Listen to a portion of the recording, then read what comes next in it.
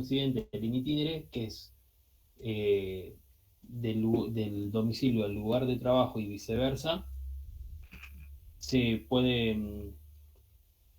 No, perdón, profe, me estoy expresando mal. Este, disculpe, me estoy expresando mal.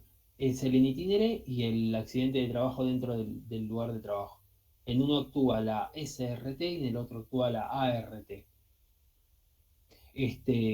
Cuando se da el accidente dentro del lugar de trabajo, se, se actúa la ART y le brinda, por ejemplo, las prestaciones médicas, todo eso, pero siempre la ART va a actuar siempre y cuando el empleador haya hecho la denuncia hacia la ART, porque si no se realizó dicha denuncia, no va a haber ningún tipo de prestación, ningún tipo de asistencia médica, ni nada por el estilo.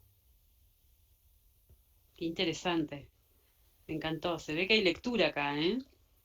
Muy bien, gracias por compartir. Eh, Fenómeno. Cuéntenme si hay alguna consulta de lo que han leído. Muy claro. Ahora vamos a repasar un poquito algunos conceptos y vamos a hacer una introducción, ¿sí? ¿Cómo surge o cómo nace todo esto? ¿Cómo nace incluso nuestra profesión, ¿no? Hay digamos, a nivel constitucional y dentro del marco jurídico, hay una pirámide, ¿sí? Que lo vamos a ver más en detalle, pero la idea es que entender lo siguiente, nosotros tenemos una constitución nacional en el ámbito de la República Argentina y esa constitución a su vez, que sería la carta, ¿no? O sea, dentro de la estructura y el marco organizacional sería como una Biblia. Después de esa constitución surge a un nivel un poco más pequeño, pero también dentro del ámbito, leyes nacionales, provinciales o municipales, leyes, digamos, ¿sí? Constitución nacional, leyes, decretos y después resoluciones o regulaciones, ¿sí? Ahora, ¿cómo surge y cómo nace la necesidad de proteger la vida? ¿Sí? Que es el porqué o el core de nuestra profesión. En principio está el artículo número 14 de la Constitución Nacional, que habla el artículo 14 bis, dice que el trabajo en sus diversas formas tiene que gozar de la protección de las leyes, las que asegurarán al trabajador condiciones dignas, y acá paréntesis, de lo que mencionaba el compañero recién, que tienen que ver con la necesidad de esta ley 19.587, en la cual se definen condiciones de salud y seguridad en el ámbito nacional para todos los trabajadores, ¿sí? Condiciones dignas y equitativas de labor. Acá viene también el tema de la ley de riesgos del trabajo. Y en esa letra chica habla de las jornadas limitadas, los descansos, las vacaciones y una retribución justa, un salario mínimo vital y móvil, igualdad de remuneración por tarea. Pero acá lo vital y lo que enmarca o desde donde nace la profesión justamente tiene que ver con esta parte de gozar con la protección de las leyes que aseguren al trabajador condiciones dignas y equitativas de trabajo. ¿Sí? Desde ahí empieza a surgir. Entonces, esto va de la mano también con la CIMAT y con lo que tiene que ver con las leyes en carácter ambiental, ¿sí? Porque habla, el artículo manifiesta que todos los habitantes gozarán del derecho, ¿sí? A un ambiente sano, equilibrado y apto para el desarrollo humano. Y por otro lado habla de el daño ambiental, que no es objeto de esta materia, pero sí va de la mano con justamente ese derecho o equilibrio respecto a términos de salud, ¿sí? Ese ambiente sano, equilibrado y apto para el desarrollo humano, ¿sí? No vamos a entrar mucho en detalle, acá hay mucho del marco de derecho laboral y de derecho ambiental, pero todo surge, lo importante acá que me tiene que quedar es que surge a nivel constitucional o tiene peso constitucional a través del artículo 14 y 41, ¿sí? Ahora, hay algunas leyes, que no voy a entrar en detalle, y convenios de la OIT, en las cuales se definen condiciones. ¿Sí? Acá, por ejemplo, si hacemos un recorte en 2018, que todas estas estadísticas están cargadas en SRT, habla de que si bien nosotros tenemos un marco legal y jurídico con, digamos, de peso constitucional y de peso de ley. No obstante, surgen y se dan muchos accidentes y por eso necesitamos hablar de coberturas o esto mismo que mencionábamos en la primera parte, ¿no? Condiciones dignas y equitativas, pero respecto de las formas de trabajo para garantizar ese ambiente equilibrado y sano, ¿sí? E incluso apto para el desarrollo humano. Entonces, no obstante todo, fíjense la cantidad de casos de siniestralidad que tenemos, y esto es transversal, estos resultados de siniestralidad son transversales a los distintos tipos de industrias. ¿Sí? Tenemos desde industrias de comercio, construcción, agricultura, ¿sí? No voy a entrar en detalle con estas estadísticas porque no es el objeto.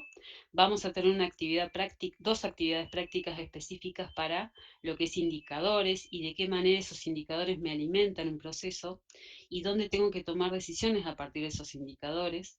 Y después términos legales y contractuales a nivel argentino y a nivel internacional para poder hacer la equivalencia. Eso lo vamos a ver en la parte práctica. Ahora lo que queremos un poquito es detallar o dar una visión macro de cuáles son las leyes y carácter que, digamos, desglosan a ese artículo 14 bis y 41 bis de la Constitución Nacional. Una es la Ley de Riesgos del Trabajo, que la clase anterior invitamos a que lo lean, que es la 25.557, de una manera, digamos, interpretativa, como muy bien nos comentaba uno de sus compañeros al inicio. Después, la Ley de Seguridad y Higiene en el Trabajo, que es la 19.587, donde habla de las medidas de seguridad. Y los decretos, específicamente vamos a hablar del decreto 351, pero no obstante, tenemos que conocer que hay un decreto por cada una de las industrias, ¿sí? La primera ley habla del sistema de cobertura para los accidentes y enfermedades profesionales, donde habla específicamente de los distintos actores, SRT, ART, empleadores, trabajadores, tanto en derechos como en obligaciones. Las dos leyes vitales, estas que les estamos proponiendo en este primer encuentro, son la ley de protección o riesgos o coberturas del trabajo por accidentes o enfermedad profesional y la ley que a mí me permite evitar, o sea, evitar esos accidentes y empezar a trabajar de una forma proactiva, ¿sí? Que es la ley de las medidas de seguridad y condiciones, que es la ley 19.587. ¿Sí?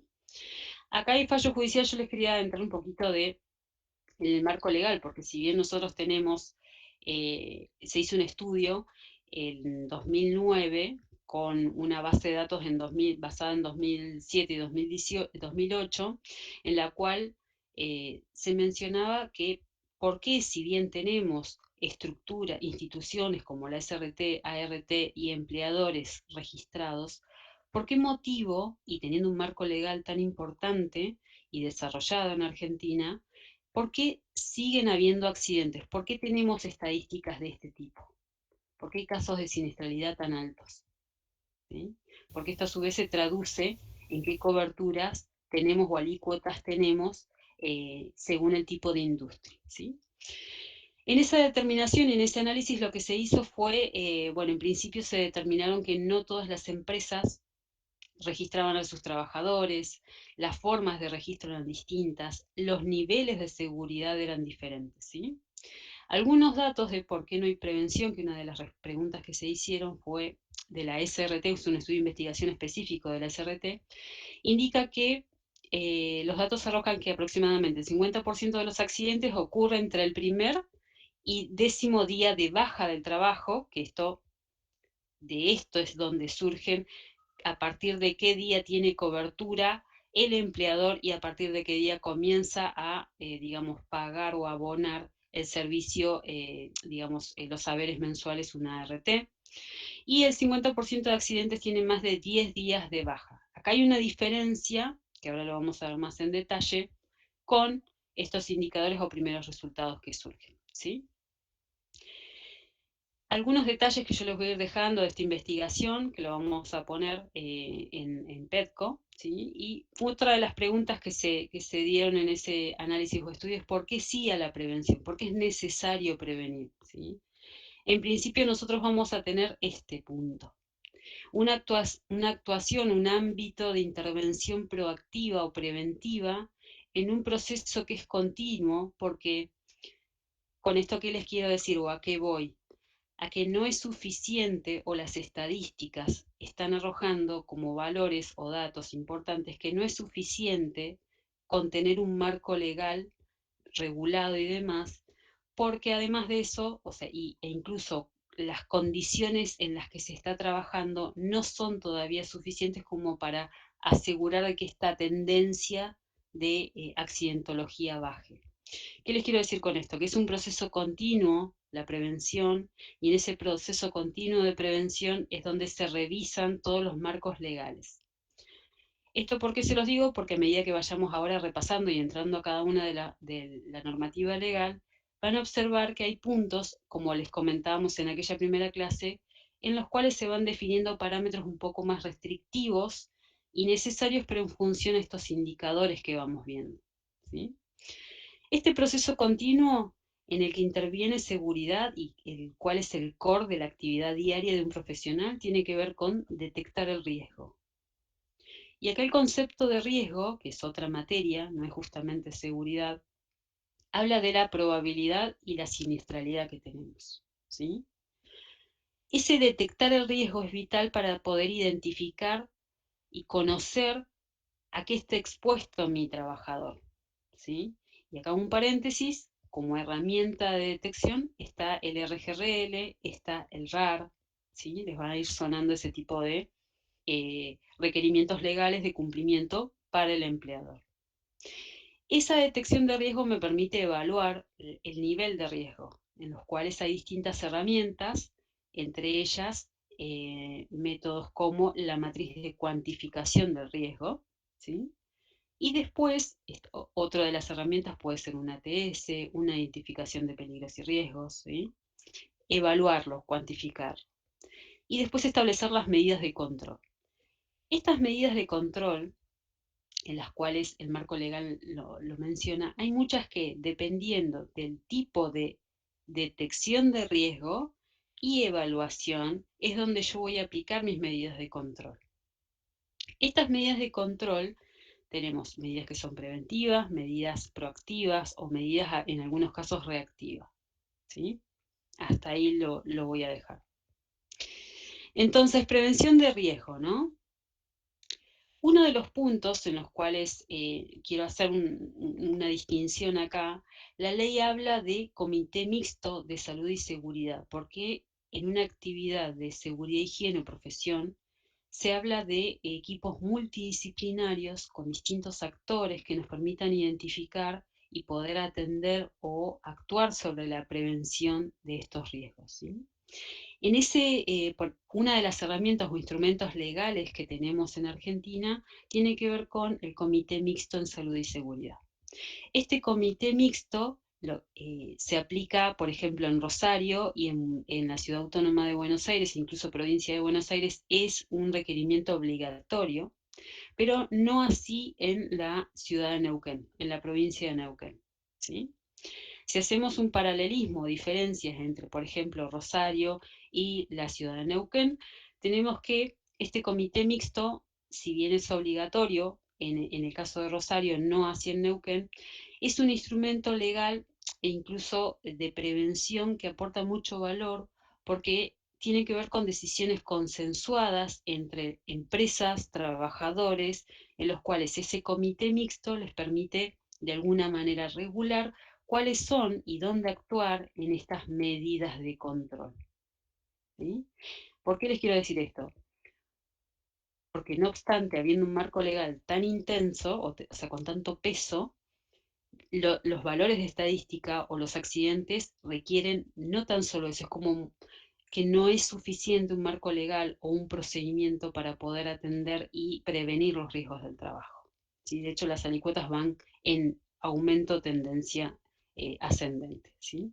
Una de las herramientas que serían oportunas, de hecho podría ser una línea de investigación o tesis en un futuro, es ver de qué manera se puede instrumentar un comité mixto de salud y seguridad en la provincia de Neuquén, cuáles serían los marcos regulatorios o las pautas de trabajo, ¿sí? Profe, Sí. yo tengo una duda con respecto a lo que son las RT.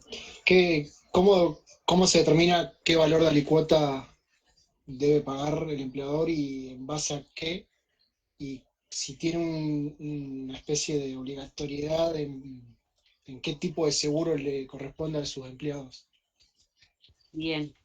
La aseguradora de riesgos del trabajo, en principio, define según el SIU es digamos, el código de identificación único en el cual se dan de alta en AFIP, ¿sí?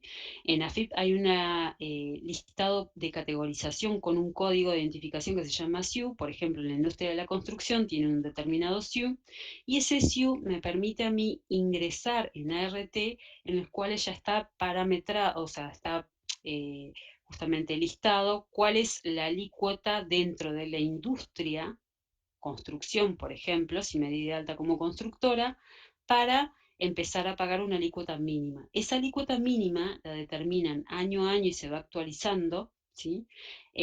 A nivel nacional, en los cuales determinan que si soy una industria de la construcción, como se alimentan estas estadísticas, por eso es importante que sepan manejar índices de frecuencia, de incidencia, de gravedad, porque en función de ese SIU se determina un índice estándar para la industria, de los cuales, si estoy por debajo de un 5%, por encima de un 5% de ese índice, ingreso como empresa de alta siniestralidad.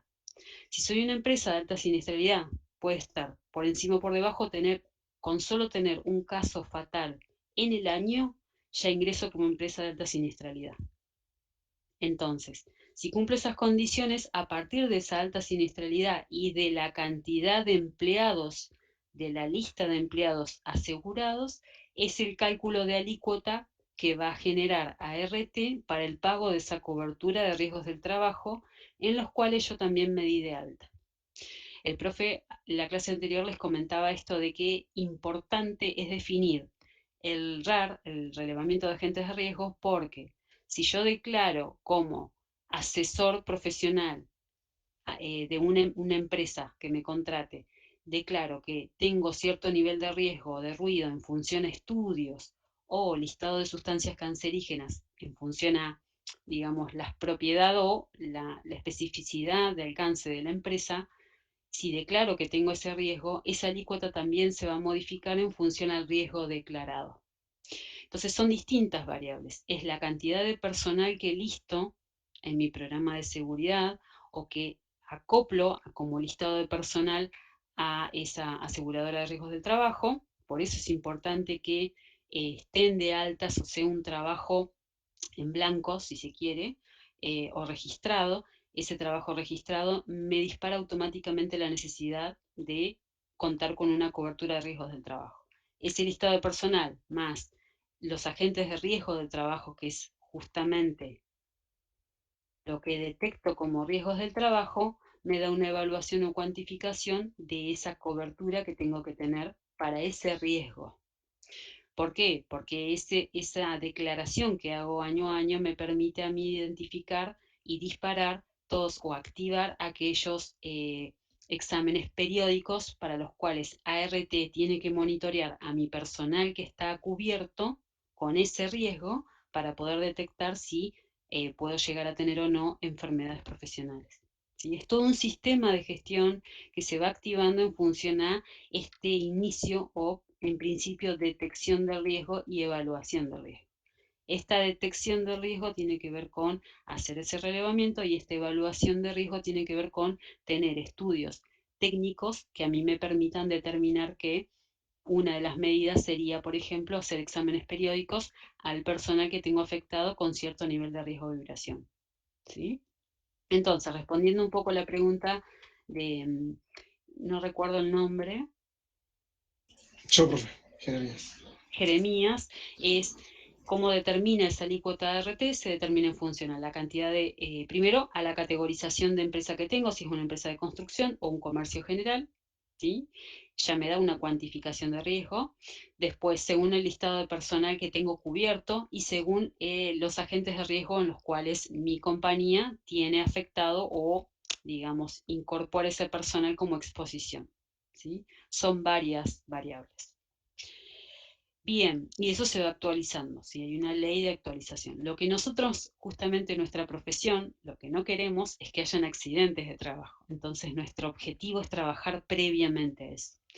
Una de las herramientas que sería ideal poder tenerlo a nivel local tiene que ver con este comité de seguridad, ¿sí? Una de las funciones para cerrar esto tiene que un poco lo menciona la ley, una de las funciones es hacer inspecciones preventivas diarias, investigar accidentes e incidentes, trabajar en forma conjunta con los trabajadores y la parte técnica y justamente corregir o detectar aquellos desvíos de la normativa que son los que de alguna manera a mí me permiten identificar si yo tengo que trabajar en términos legales para disminuir, por ejemplo, estos límites máximos permitidos con los trabajadores, ¿sí? Son fuentes que me permiten alimentar. Entonces, yendo un poquito, este material se los vamos a subir. Yo quiero ver acá. Una síntesis normativa de lo que vamos a ver de la ley 19.587.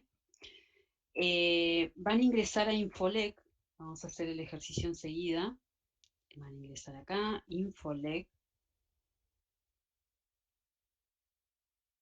Infolec es un espacio, digamos, del gobierno en el cual se verifican, del Ministerio de Justicia y Derechos Humanos de Argentina, en el cual es información validada y confiable para que ustedes puedan, en principio, identificar o consultar todas las normas que requieran en materia de ambiente, salud, seguridad, Ministerio de Economía, de lo que necesiten. Pero es un sitio de información legislativa y documental validada y segura para que puedan consultar. Yo les dejo acá en el chat el link, ¿sí? Y que uno de los objetivos, y ya cumpliendo objetivos de cátedra, es que ustedes conozcan y sepan dónde ir a buscar y cómo buscar, ¿sí? Dónde ir a buscar en fuentes confiables. Una de ellas es justamente esta. Y acá, por eso es importante que conozcan cuál es la estructura normativa. Primero están las leyes, los decretos, resoluciones y disposiciones, ¿sí? Y en función a eso, lo pueden buscar por número de normativa, año, o también por texto, ¿sí? Acá pueden poner, por ejemplo, espacios confinados, o alguna normativa que necesiten ustedes específicas, y les va a desglosar toda la cantidad de resoluciones o demás, ¿sí? Entonces, un sitio donde ir a buscarlo, justamente vamos a ver la ley 19.587. Vamos a buscar, del año 72, es una ley. 1972, buscar. No debe ingresar el año cuando el tipo de norma seleccionada, ok. A ver si vuelvo para atrás. Ley. Y acá está, ¿sí? Van a encontrar, si hacen clic sobre el link, un resumen, ¿sí? En líneas generales que puedan leer. Habla de las condiciones de higiene y seguridad en el trabajo en todo el territorio de la República Argentina, ¿sí? El texto completo de la norma y toda la norma, digamos, que modifica o complementa a esta norma y quién la norma o que es complementada o modificada por, ¿sí? A quién modifica o complementa o quién la modifica o complementa. Si vamos al texto completo de la norma, todo esto que está acá, les quiero mostrar, van a encontrarse con esto. Este es un resumete, se los vamos a cargar en Pedco. En principio tiene 8 anexos, 9 títulos y muchos artículos. La idea y lo fundamental tiene que ver con el ámbito de aplicación, que es el anexo 1, donde hay disposiciones generales, y acá empieza un poquito a variar el tema de qué normativa modifica o complementa. Habla del servicio de medicina, ¿sí? Y acá entre paréntesis, o si necesitan, por favor, acá al costadito, a ver si me permite a mí poner así. A ver si quedará acá. Acá está la resolución 905 del año 2015, que es de la Superintendencia de Riesgos del Trabajo, en las cuales modifica dentro de los anexos las funciones del servicio de medicina, ¿sí? Luego comenzamos en el título 3 con las características constructivas de los establecimientos, en los cuales nosotros decíamos en el artículo 14 bis, hablaba de las condiciones dignas de trabajo. Entonces, como condiciones dignas, habla a nivel constitucional, a nivel de ley se hablan de las características constructivas de los edificios respecto al acondicionamiento, al agua potable, a los desagües industriales, ¿sí? Y da el detalle de qué características tiene que tener cada establecimiento en función a la prestación o lo que se busca o destino y uso de ese establecimiento.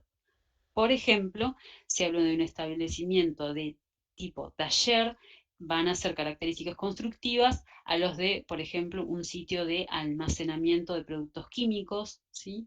Entonces, ese título 3, lo que me habla y desglosa son requerimientos técnicos que me permiten a mí definir dentro del marco legal y las medidas preventivas en cuáles serían las características constructivas en esos aspectos o variables, ¿sí?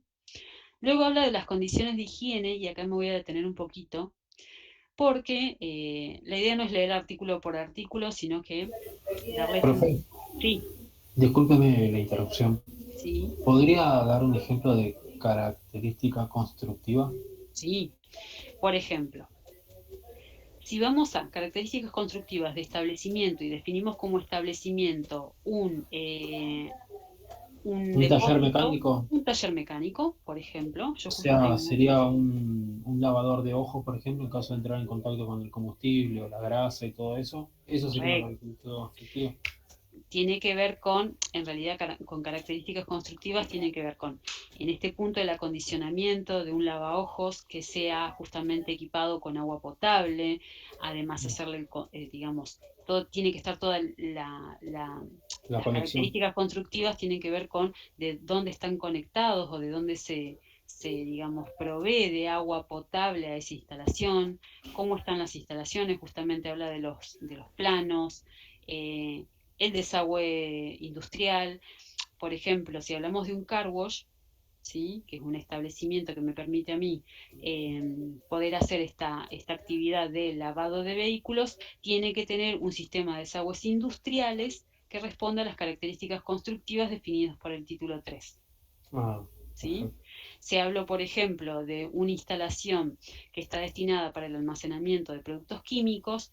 Esa instalación tiene que tener un acondicionamiento de, bueno, un estudio de carga de fuego que me permite a mí determinar un sistema de extinción de incendio en función a todo el equipo batería de material combustible que tengo en ese sitio, ¿sí? Ah, perfecto. Entonces, se van a dimensionar esta necesidad de acondicionamiento, desagües y agua y demás características constructivas en función al destino y uso de ese establecimiento.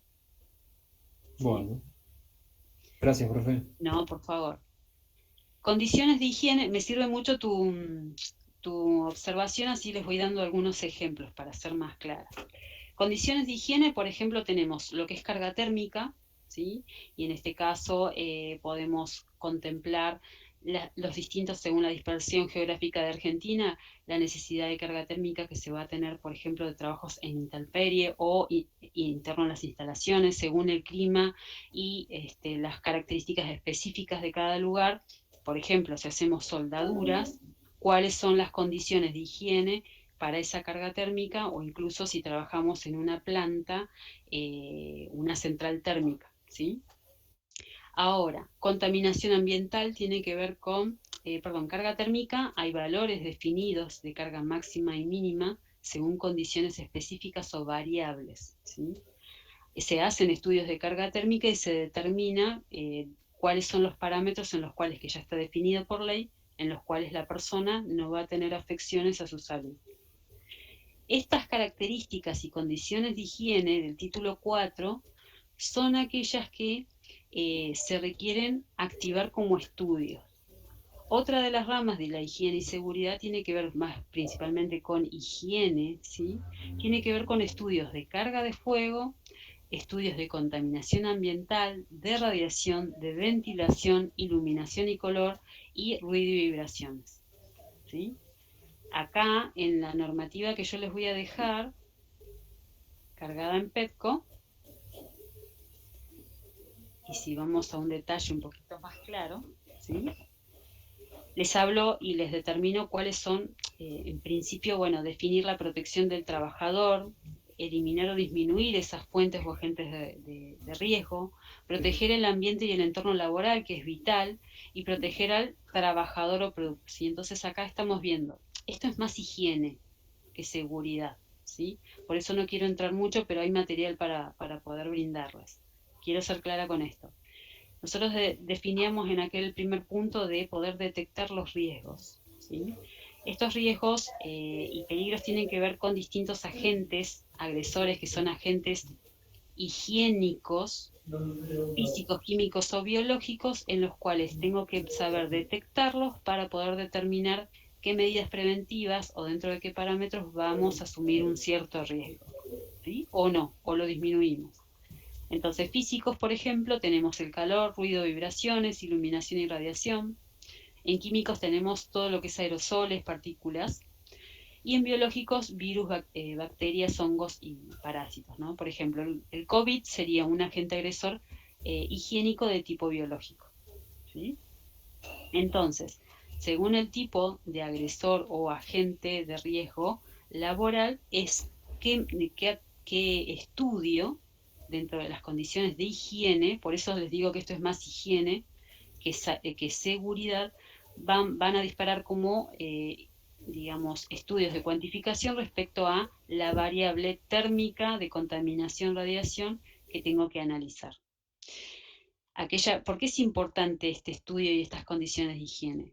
Porque a mí me van a permitir, en función a un estudio de iluminación, determinar, o de ruido y vibración, determinar si mi personal está expuesto a este agente de riesgo y activar en mi RAR, en mi relevamiento de agentes de riesgos anual, la cobertura que tiene que cubrirme ART para tener cubierto ese trabajador por estas condiciones. ¿Me explico cómo se relaciona la ley 19.587 con la ley 24.557? Ese es uno. Sí, profe, lo entendí. ¿Se entiende? Buenísimo. Perfecto. Después pasamos al título 4, o sea, en base a en base a estos estudios, a mí me va a permitir determinar el agente de riesgo y el nivel de riesgo que se exponen para determinar si tengo que declararlo ante MRT y que esa persona tenga las coberturas. Esa cobertura es la que va a permitir y activar los exámenes periódicos para mantener el, digamos, monitoreo de modo preventivo del grupo de trabajadores que tengo, ¿sí?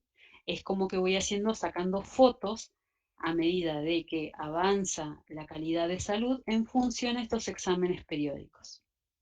¿Y según qué? Según el riesgo que declaré, ¿sí? Si, por ejemplo, no detecto, y acá es importante el trabajo de seguridad e higiene, si no detecto bien un riesgo, puede ser que la persona esté expuesto, no reciba la atención médica asistencial que requiere, más los exámenes periódicos, y esa persona pueda llegar a tener una enfermedad profesional de la cual no pueda llegar a tener cobertura porque no se detectó bien, no se detectó bien ese riesgo, ¿sí? Por eso es importante identificar primero los riesgos, los agentes de riesgo, ¿sí? O las fuentes de daño, que sería el peligro. Luego pasamos a, ¿me pasé un poquito? No. Instalaciones eléctricas, este es un punto importante, en el título 5, en donde está el detalle de, bueno, máquinas y herramientas, los trabajos de riesgos especiales, protección contra incendio, y acá está el capítulo 18 de protección contra incendio, en los cuales, por ejemplo, si hablamos de habilitar un establecimiento, tenemos que determinar, y nos permite cuantificar, un estudio de carga de fuego para determinar el nivel de riesgo que tengo y cuáles son las medidas preventivas que me van a permitir mitigar o eliminar, ¿sí? Incluso diseñar todo un sistema de red contra incendio. En el título 6 habla de la protección personal de los trabajadores, o los llamados CPP, ¿sí? Y especificaciones generales. Después, la selección y capacitación del personal, que acá hago otra observación más. Hay una legislación específica en las cuales, bueno, se determina de qué manera yo tengo que preparar al personal para poder formarlo y brindarle las competencias técnicas y legales necesarias para que pueda esa persona asegurar una competencia o una aptitud para su puesto, ¿sí?, de trabajo. Por ejemplo, si en el título 6 yo le doy protección EPP, ¿no?, que ese EPP, por ejemplo, puede ser un arnés de seguridad. Yo le brindo a mi operador un arnés de seguridad y ese operador es un torrista, o sea, un operador que sube una antena de telecomunicaciones y hace tareas de mantenimiento. A ese operador yo le tengo que enseñar, si le brindo un EPP, relacionando estos dos títulos, si le brindo un EPP le tengo que enseñar de qué manera se utiliza ese EPP, de qué manera se coloca correctamente un arnés, qué tipo de arnés es necesario para su tipo de tarea y puesto que va a desempeñar, ¿sí? Esos son asesoramientos técnicos y por eso la especificación técnica está en la ley, no hay que inventar nada, la mayoría está escrito, hay grises en algunos puntos que eso se los va a ir dando la experiencia, ¿sí? Determinar y desarrollar el criterio profesional. Ahora, esa selección y capacitación del personal salió dentro de la resolución, justamente, la 905, venimos a decir que es el artículo 16, donde se mencionan y se listan las capacitaciones que tiene que recibir de manera obligatoria el personal año a año. Una de esas capacitaciones es protección contra incendios, otra es primeros auxilios, otras son tareas en altura, otras son planes de evacuación y emergencias, ¿sí? Y hay otras específicas que tienen que ver con salud. Dentro de estadísticas y accidentes y enfermedades, fíjense que habla de estadísticas de accidentes y enfermedades. Acá otro punto donde se vincula mucho la ley de riesgos del trabajo, la 24.557, con la ley de seguridad y higiene laboral, tiene que ver con una distinción que ya nace del año 72 entre accidentes y enfermedades, ¿sí? Accidente es un acto, entre paréntesis, definición, un acto súbito y violento ocurrido por el hecho o en situación del trabajo, ¿sí?, que se da de manera súbita y violenta, en las cuales también es considerado un accidente en el trayecto entre mi domicilio y el sitio de trabajo, ¿sí? Entonces, accidente es cuando ocurre de manera inesperada, ¿sí? En cambio, la gran diferencia entre accidente y enfermedad tiene que ver con que la enfermedad va ocurriendo en pequeñas dosis, ¿sí?, pero que son acumulativas a lo largo del tiempo y yo puedo llegar a tener o desarrollar una enfermedad profesional. No la voy a tener una enfermedad de un día, un minuto, un segundo para el otro, no es súbita y violenta, sino que se va a desarrollar a lo largo del tiempo. Y en ese tiempo que transcurre es donde yo no quiero llegar. Por eso se trabaja en hacer estudios preventivos, ¿sí? Habla la resolución 37 de los estudios que tengo que hacer en distintas etapas de vinculación del trabajador con el empleador, en los cuales yo voy detectando qué tipo de enfermedades ya tiene o trae mi trabajador desde el momento que lo tomo como empleador y cuáles son los riesgos a los cuales se va a exponer esa persona para empezar a hacer los controles o monitoreos periódicos, ¿sí?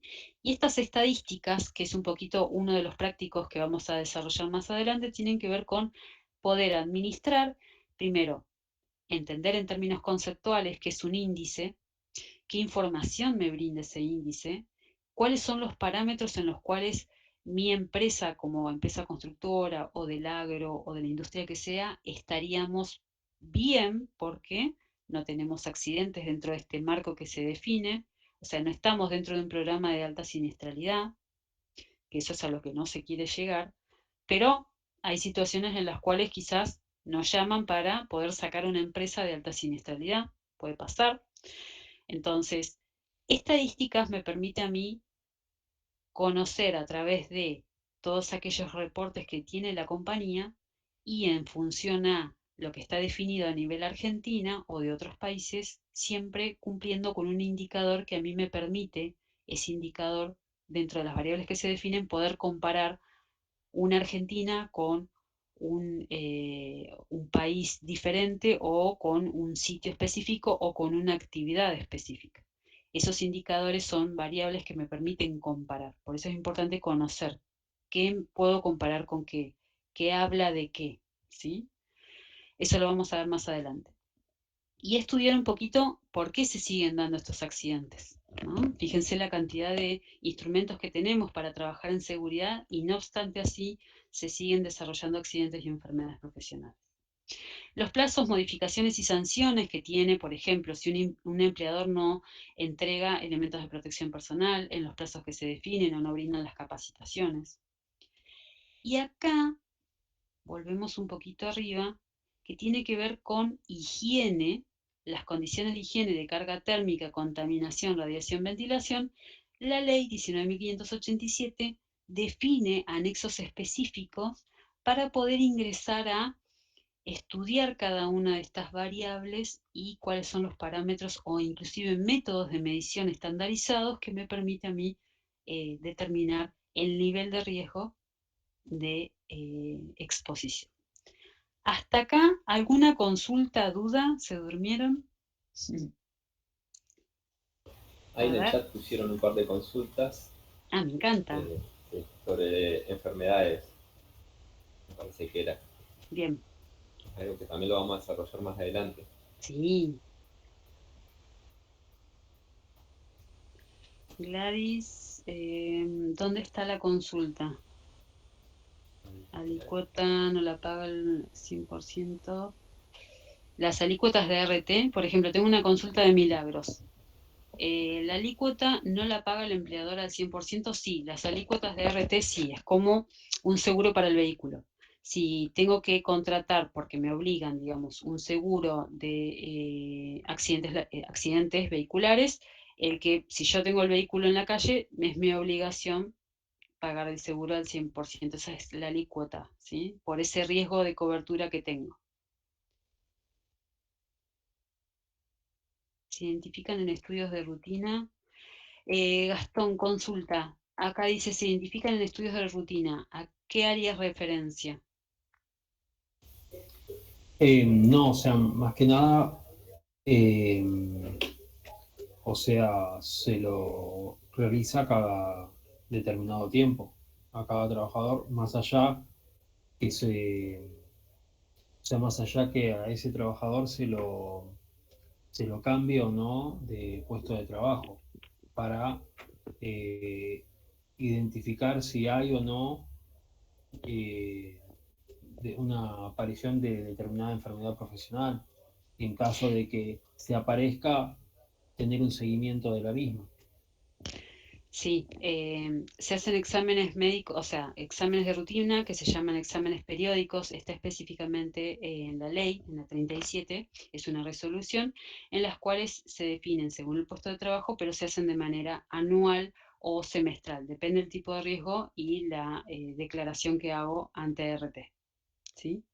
E incluso hay casos en los cuales se pueden homologar ante el Ministerio de Trabajo, supónganse que viene una persona con cierta capacidad auditiva disminuida, bueno, muchas veces se hace una homologación sobre eso y a partir de ese nivel auditivo se determina o no el tipo de examen periódico que se va a llevar, pero por lo general es anual, ¿sí? Bien, ¿alguna otra consulta acá en el chat? Profe, esos estudios, ¿cada cuánto se harían? De forma anual, por lo general es cada un año, ¿sí? Depende igual el tipo. Gracias, profe. Bueno. Bien, seguimos, continuamos. ¿Alguna consulta o duda? Vamos a pasar ahora a hablar un poquito más del 351, ¿sí? Consultas, dudas. Profe, Yo le eso quería hacer de... una consulta. Ah, disculpe, el compañero hable. Ah, perdón. Profe, esos estudios que se hacen periódicos, ¿en qué decreto estaba? Que lo mencionó, pero no lo alcancé a notar. La resolución 37, Ah, ahora lo vamos a ver más en detalle. ah, bueno. Gracias, profe. En cuanto a mí, yo le quería consultar sobre eh, la acústica de los factores que llevan, que después terminan desarrollando en el trabajador enfermedades profesionales. La acústica nunca la había escuchado. He leído sobre los tipos de radiaciones, vibraciones, ruidos, iluminación, ¿no? Ujú. Pero la acústica nunca la había escuchado. Bien, hay distintos métodos. Por un lado, que se habla de contaminación ambiental, ¿sí? Por ejemplo, si tenemos una planta, una central térmica, donde ocurren muchos ruidos o vibraciones por la presión misma de, por ejemplo, en cañerías o en el mismo sistema de generación de energía, esos ruidos y vibraciones, se hace un mapa. Me encantaría mostrarte un estudio que hicimos hace 2 años, en una central térmica específicamente. Lo que se hace es colocarle a cada operario, ¿sí?, que está en cercanías de los puntos o fuentes, un medidor de sonido, ¿sí? Ese equipito que lleva el operario está vinculado al sistema de la fuente, digamos, auditiva. Se lo tiene aproximadamente una jornada de 8 horas, es una medición continua que, finalizadas las 8 horas, se hace una integración, una curva de integración que hace, digamos, con un soft. Retirado el equipo de medición, se conecta un soft en la compu y determina el nivel acumulado de medición, ¿sí? Entonces eso permite identificar en una jornada de 8 horas qué nivel o pico máximo de ruido estuvo expuesto a la persona haciendo tareas normales, ¿sí?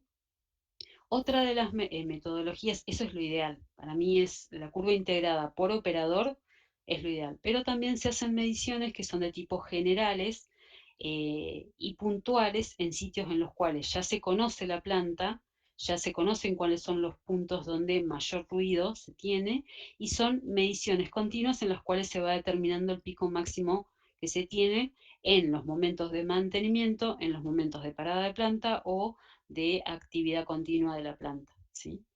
Y se van tomando monitoreos. Por lo general, y en el caso de centrales térmicas, también se hace un estudio auditivo en ambiente.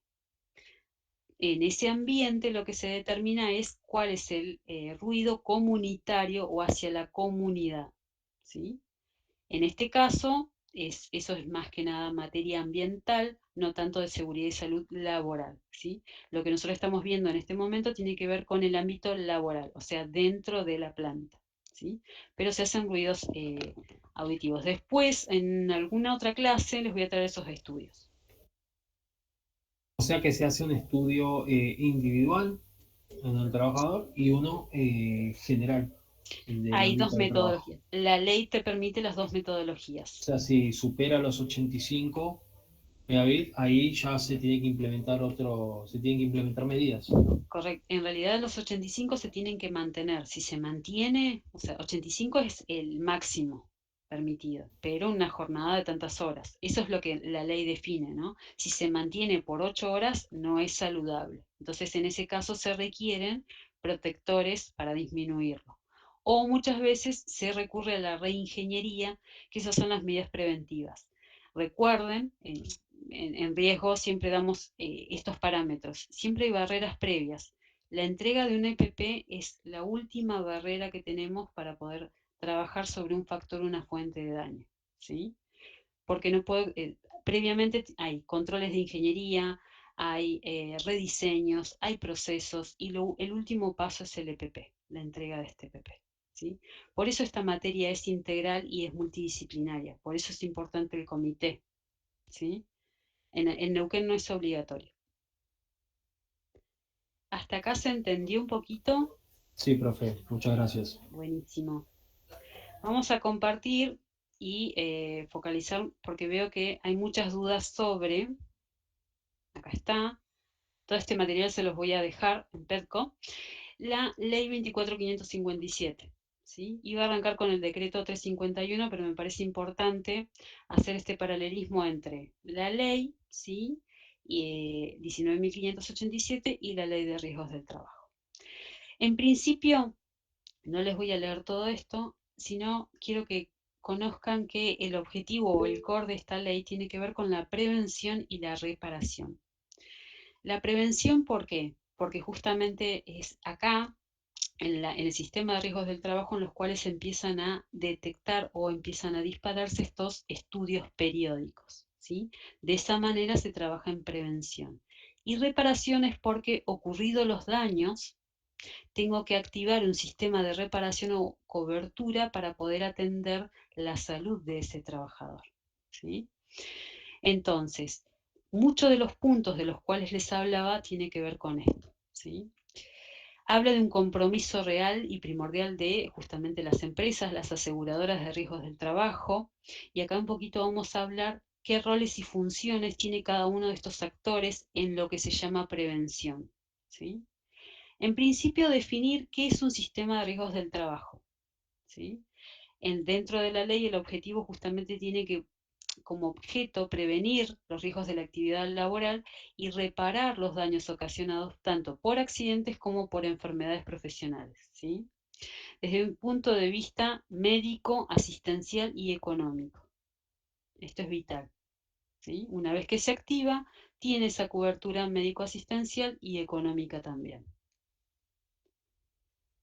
Los actores que intervienen en este sistema de riesgos del trabajo son los empleadores, los trabajadores, las aseguradoras de riesgos del trabajo, el Estado provincial a través de normativas o programas que saquen y el Estado nacional a través de la SRT, ¿sí?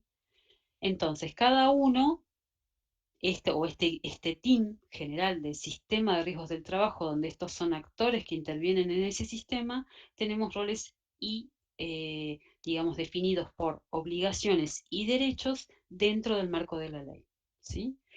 Van a encontrar que dentro de la ley 24.557, el sistema define digamos, un apartado de derechos de los trabajadores, en los cuales fíjense que esto se vincula con el artículo 14 bis. Trabajar en un ambiente sano y seguro. Estamos hablando de un derecho, que es un derecho a nivel constitucional, ¿sí?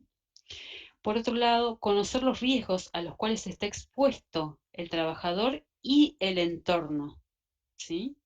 Puede ser que yo trabaje en un sitio en el cual una planta o en un parque industrial en el cual esté al lado de por ejemplo, una planta que esté generando vapores nocivos y en realidad yo tengo un entorno, no estoy expuesto en el trabajo, pero sí hay un entorno el cual no me garantiza o no, digamos, tengo esta cobertura de trabajar en un ambiente sano y seguro, ¿sí? Hay un cierto riesgo que genera el entorno hacia el trabajador, ¿sí? Conocer los riesgos, y en este punto por eso es importante las capacitaciones. Nosotros esto llevado a la práctica, lo que hacemos es, y se solicita al momento de, supónganse que el trabajador tenga un accidente, cuando se activa el sistema de investigación de accidente, lo primero que nos van a pedir es de qué manera el empleador, porque lo que es un derecho para el trabajador pasan a ser por lo general obligaciones para el empleador, de qué manera el empleador brinda o da a conocer estos riesgos a los cuales está expuesto ese trabajador, ¿sí?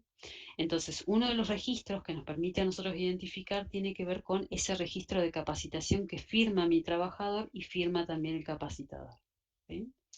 Recibir información y capacitaciones sobre cómo prevenir, porque lo que se busca justamente tiene que ver con esto. Primero, conocer o brindar a qué riesgos están expuestos y después cómo prevengo o cómo se previenen esos accidentes laborales o enfermedades profesionales. Siempre vamos a atender dos focos, accidentes y enfermedades, ¿sí? Recibir elementos de protección personal, por lo tanto para el trabajador, para el empleador, la obligación va a ser entregar esos elementos de protección personal y esto tiene que ser acorde a su trabajo. No me sirve de nada entregar un arnés a un administrativo, no me sirve de nada entregar un casco a un administrativo o entregar calzado de seguridad o lentes, depende del puesto de trabajo. Por eso es importante hacer un profesiograma o relevar los roles y funciones que tiene ese trabajador para que los laboratorios y demás sean acorde a ese enfoque del puesto que está desarrollando la persona. Por ejemplo, si el puesto de trabajo requiere conducir vehículos, tengo que hacer un estudio, primero le tengo que dar a conocer cuáles son los riesgos de seguridad vial, tiene que recibir información y capacitaciones sobre cómo prevenirlo, por ejemplo, los cursos de manejo defensivo, tiene que recibir elementos de protección personal o colectivos, ¿sí? O sea, equipar un vehículo que esté con justamente los requerimientos legales de poner un vehículo en la calle con un sistema de ABS y demás. Puede ser personal o colectivo. La ley habla específicamente de personal, ¿sí? Poseer una cobertura de riesgos del trabajo es un derecho del trabajador tener una cobertura en una aseguradora de riesgos del trabajo que le cubra justamente estos dos focos que vamos a atender. Conocer cuál es su ART, y acá se da a conocer su ART a través de una credencial, ¿sí? Que en muchos casos puede ser digital o impresa, en las cuales se define y se le da a conocer el 0800 para activar en caso de accidente o cobertura. Si el empleador no contrató una ART, ¿sí? O no está declarado ante la misma, tiene el derecho, bueno, uno de los derechos justamente del empleador es denunciar ante la Superintendencia de Riesgos del Trabajo, que es uno de los actores. Este trabajador, si no tiene una cobertura de sus riesgos ante accidente o enfermedad profesional, tiene el derecho de hacer su denuncia a la superintendencia, ¿sí? Conocer los resultados de los exámenes médicos, y acá está la resolución donde les contaba.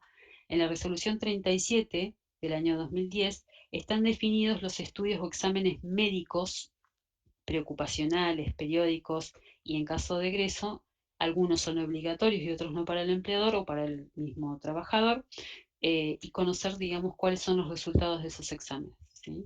Que se han realizado en ocasiones del trabajo. ¿Hasta acá alguna consulta, duda? No, profe. Perfecto. Bien. Bueno, la credencial es importante porque, supónganse que ahora ya estamos, digamos, en situación en la que la persona tiene un accidente o una enfermedad profesional, ¿sí? Digamos, cuáles son los derechos de un trabajador cuando está en esta situación? Primero, conocer todos los centros de atención médica habilitados que le puedan dar soporte o atención. Muchas veces esto llevado a la realidad, por ejemplo, tiene que ver con si yo tengo un sistema de respuesta ante emergencias, dentro de ese sistema de respuesta ante emergencias, si mi trabajador tuvo un accidente, tengo que saber cuál es el centro médico de atención más próximo o cercano al sitio donde se accidentó para que puedan atenderlo, darles asistencia médico-asistencial, que les decía, esa cobertura médico-asistencial que define la ley. Esta, ¿sí?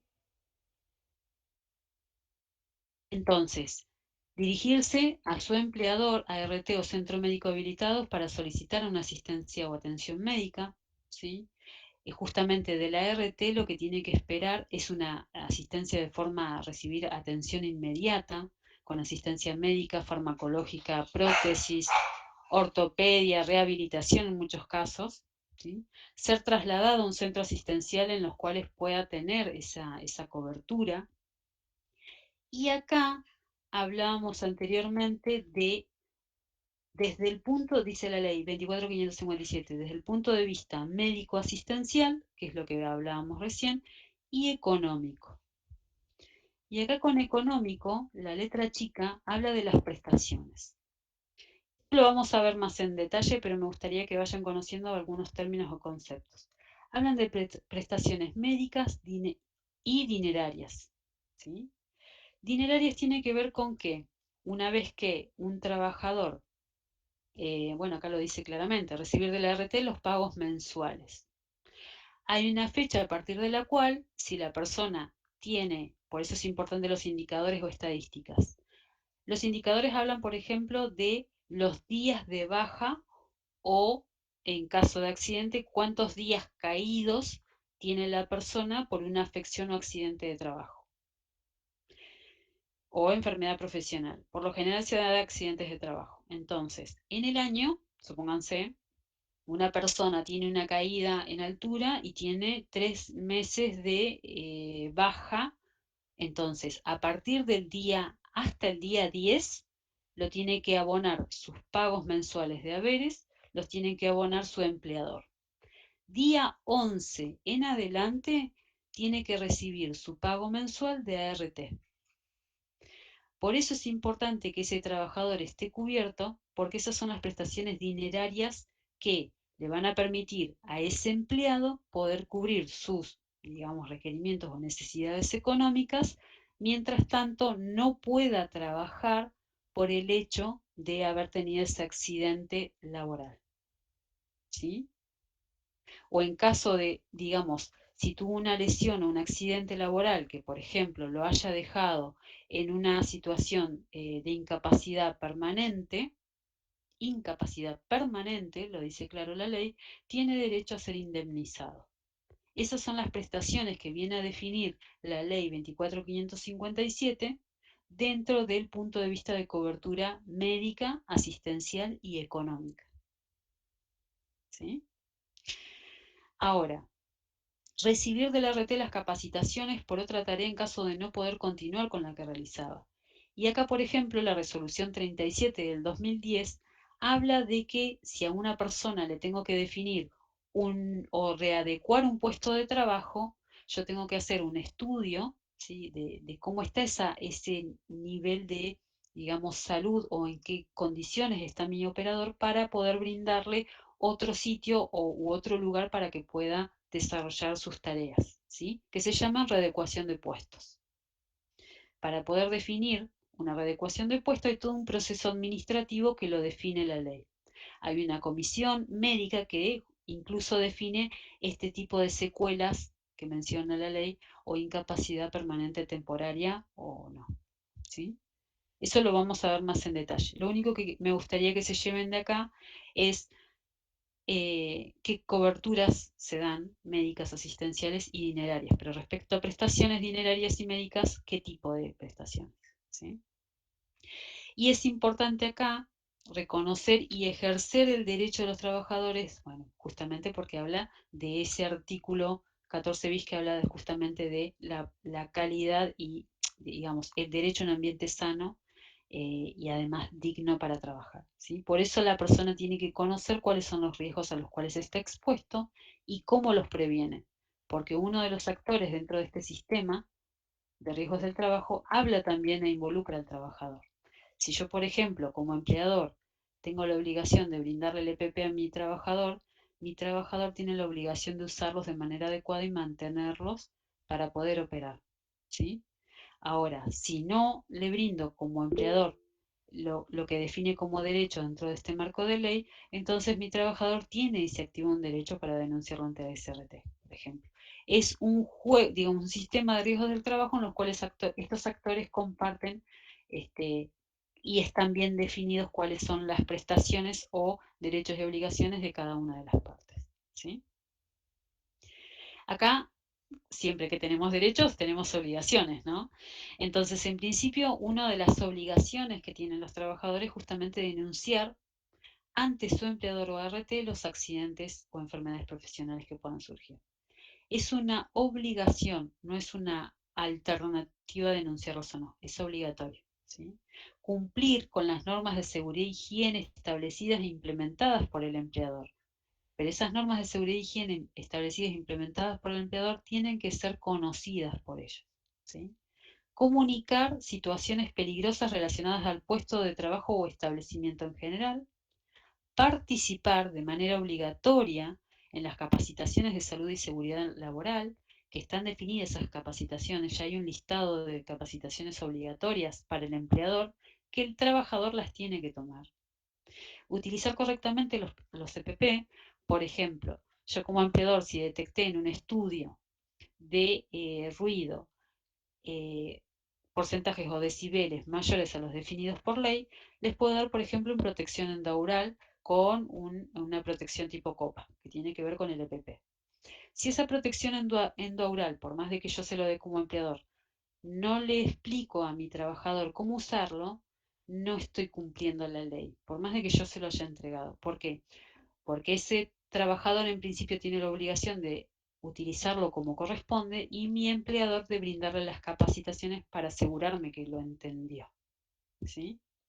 Y después justamente cumplir con la realización de exámenes periódicos, que acá, letra chica, los exámenes médicos periódicos, periódicos, perdón, son periódicos, correcto. El trabajador no puede faltar a un examen médico si el trabajador se lo comunica, ¿sí? Hay una obligatoriedad de asistir, porque tenemos que chequear y monitorar cómo está su estado de salud, ¿sí? Bien, empleadores. Hasta acá, ¿cómo venimos? No sé si hay consultas en el chat. Bien, bien, profe. Bien, ¿se está entendiendo un poquito? La clase es hasta las 21 horas. No vamos a llegar hasta las 21 horas, seguramente hasta las 20. Y me gustaría, si podemos ver un poquito de la guía. Y Profe, yo tengo una consulta.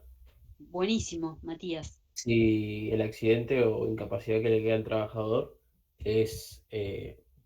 no es permanente, Temporal. claro, temporal, ¿requiere también pagos de indemnización o no?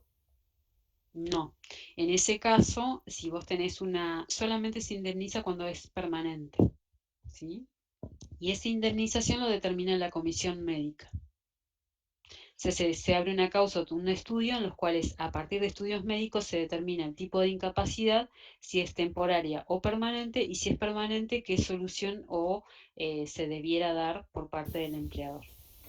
Y el pago de la indemnización depende mucho de la gravedad del accidente. Sí, muchísimo. Y del tipo, por ejemplo, del tipo de labor o del expertise del operador. Por ejemplo, si una persona ya lo habló el profe, ¿no? Si una persona trabaja con sus manos porque es carpintero y pierde falanges, es como un impacto muy grande para el expertise y, digamos, toda la tarea o experiencia que ha tenido ese carpintero, ¿no? Es como que si se tiene que hacer una readecuación de puestos, incluye todo un sistema que tiene que activar esa persona para poder adecuarse. Y sobre todo si es especialista en hacer ese tipo de trabajo. Va a depender mucho de la experiencia en el puesto y demás. Y si el Correcto. trabajador tiene la culpa totalmente del accidente por no uso de elementos de protección, por ejemplo. Claro. Bien. Acá hay dos cosas distintas. Muy buena tu pregunta. Por un lado está la parte de cobertura médica, asistencial y económica, ¿sí? Por ese accidente y esa pérdida, que no cuantifica la culpabilidad, si se quiere, ¿sí? Y por otro lado está el derecho, digamos, en este caso privado, en el cual se determina cuál es la culpabilidad, pero eso no es vinculante con el tipo de indemnización que le pueda llegar a dar. Después se puede reclamar, un abogado lo puede explicar mejor, pero después se puede reclamar dentro del derecho privado, pero no en términos de salud, digamos, y en términos de todo el marco legal, es beneficioso para el trabajador. Es como que en la ley, llevado a la ley de tránsito y a la vida diaria, el peatón es la persona más, si se quiere, dentro de la ley, se denomina como el más débil, entonces se favorece a ese rol, ¿no? Dentro de las leyes o normativas laborales es el cuidado hacia ese trabajador por más de que él haya tenido o no la culpabilidad, ¿sí? Lo que determinan estas leyes de cobertura tienen que ver con el tipo de pérdida o incapacidad, más que por la culpabilidad. La culpabilidad iría por el derecho privado o penal en algunos casos, y en otros lados, en este caso que nos ocupa, va más que nada por la pérdida de capacidad laboral que tuvo esa persona. Ok, profe, gracias. Perfecto. Bien, les voy a dejar para leer también, un poquito lo veíamos, ¿no? Las obligaciones y derechos, lo que son obligaciones para una persona son derechos para otros, por lo general es así. Y quiero un poquito hablar del decreto 351, pero finalizando previamente con la función de la aseguradora de riesgos del trabajo y cuál es la diferencia entre una aseguradora de riesgos del trabajo y una ART, ¿sí? Una SRT y la ART. La SRT es perdón, la ART, a ver si tengo, sí. La ART, ¿sí? Es la aseguradora de riesgos del trabajo, que son empresas privadas, ¿sí? Que tienen o no fines de lucro y son contratadas por un empleador. ¿Con qué objeto un empleador contrata una aseguradora de riesgos del trabajo? En principio, para que lo asesore en estas medidas de prevención. El primer punto es para asesorarlo. Digamos que dentro de las obligaciones de la aseguradora de riesgos del trabajo, una de ellas es brindar las capacitaciones, ¿sí? O brindar, digamos, asesoramiento en materia de prevención de riesgos para que ese empleador pueda trabajar internamente en la compañía. Y una vez que ocurren los riesgos o que ocurre el accidente o enfermedad profesional, es reparar los daños, ¿sí? Enfocado en estas dos coberturas que tenemos, accidentes y enfermedades, ¿sí? Por otro lado, están autorizadas para funcionar dentro de la SRT, que es la Superintendencia de Riesgos del Trabajo, que depende ya una gran diferencia entre la aseguradora de riesgos del trabajo y la SRT, es que las ART son empresas que tienen y cumplen ciertos requerimientos económicos, una base económica importante que permite brindar estas prestaciones. Y son contratadas de manera, digamos, una vez que se da de alta, el empleador puede contratar la aseguradora de riesgos que considere, porque son empresas privadas. Y se hacen contratos de cobertura como contratar un seguro para el auto. En este caso lo que se asegura son los riesgos del trabajo. Ahora, la gran diferencia con una superintendencia de riesgos del trabajo es que la superintendencia depende del Ministerio de Economía de Nación. Es una entidad pública, ¿sí? No es una empresa privada. Y depende justamente, dentro de la parte de Nación, del Ministerio de Seguros de la Nación. ¿Sí? Que son organismos que lo que buscan es el cumplimiento de los requisitos y solvencias, digamos, financieras y de la capacidad de gestión de estas justamente aseguradoras de riesgos del trabajo. Es como que el gobierno controla a estas empresas, la SRT controla a las ART. ¿Sí? Profe, Sí. la de esta última, las prestaciones, ¿no? que da no son las mismas, ¿no? O la calidad de atención médica y demás no son las mismas que la privada, ¿no? Que la que contrata el empleador. ¿Estás comparando ART con SRT? Sí, Bien, muy buena tu pregunta. La que me brinda asesoramiento y cobertura sobre los riesgos del trabajo es mi ART, sí, la RT, la privada, pero la y privada. me refiero a la calidad de atención y que se le brinda al trabajador en Claro, caso del accidente, ¿es la misma o no no. en La, calidad? en caso de accidente, el que va a activar las prestaciones va a ser ART. La SRT no tiene cobertura sobre la prestación. La única figura y el ente legal que puede brindar esas prestaciones ante un accidente es la ART. En cambio, la SRT es un ente que controla que esas prestaciones ART se la esté brindando al trabajador. Ah, perfecto. SRT es una autoridad de control que depende de Nación. El presupuesto, digamos, y ellos controlan incluso la solvencia económica que tengan esas ART. No cualquiera se puede dar de alta como ART, tiene que tener un capital financiero importante y una capacidad de gestión respecto a las prestaciones y convenios con otras empresas, digamos, clínicas, en las cuales aseguren que van a brindar esas prestaciones al trabajador. Entonces, haciendo un repaso, las aseguradoras de riesgos del trabajo denominadas ART son las que tienen la obligación de brindar estas coberturas de reparación de daños ante dos eventos, accidente laboral o enfermedad profesional. Y esta reparación de daños, además de esa reparación económica, tiene que ser médico-asistencial y asesoramiento hacia el empleador para evitar que ocurran esos accidentes.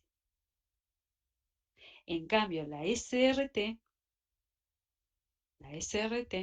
es un organismo, bueno, creado obviamente por la Ley de Riesgos del Trabajo, que depende de la Subsecretaría de Seguridad del Ministerio de Trabajo, ¿sí?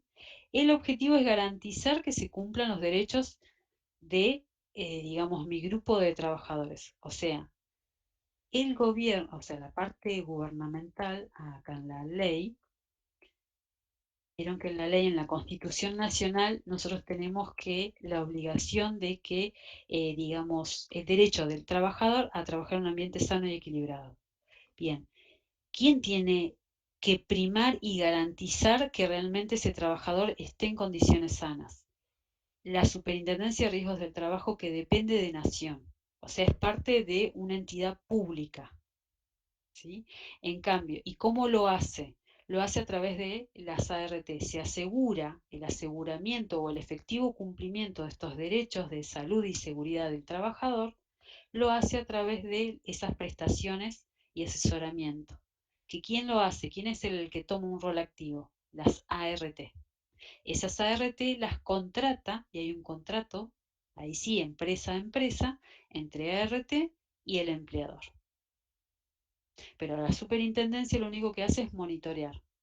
Monitorear que se haga un efectivo cumplimiento de la ley. ¿Sí? ¿Por qué? Porque la ley nace con un ente de contralor. El ente de contralor y que tiene que velar por que esta ley se cumpla es la SRT. Justamente nace, esta superintendencia nace por esta ley. SRT controla que todo este sistema funcione. Es como que esta SRT está mirando para acá, sobre todo para acá, ART, a empleadores, y el Estado provincial va muy de la mano con esto. Pero esto es a nivel nación, no a nivel provincia, es nacional. De hecho, la SRT es quien define, bueno, las comisiones médicas y están definidas en cada uno de los, digamos, a lo largo de Argentina.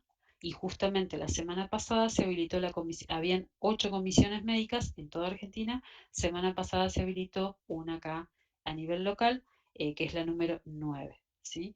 Ellos son los que justamente supervisan, fiscalizan, garantizan, promueven la prevención, imponen las sanciones, eso es importante, eso es una función fundamental, imponen las sanciones a los empleadores o incluso las ART.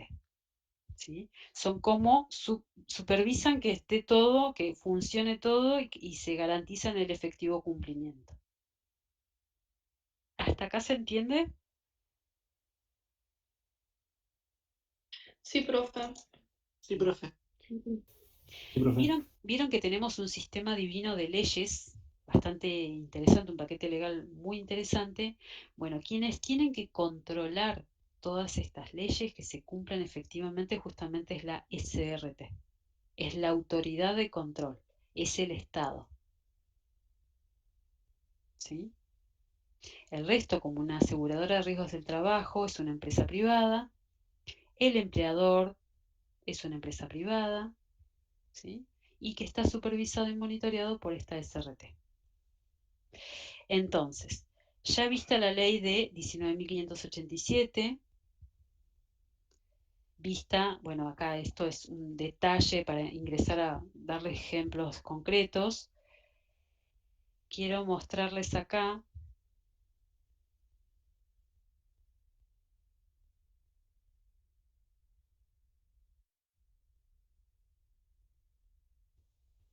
Profe, está silenciada, creo.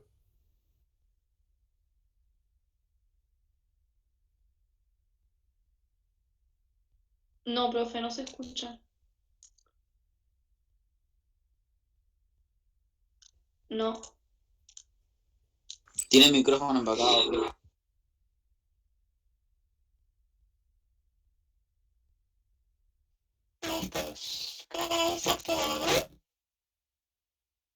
Se escucha mal, profe.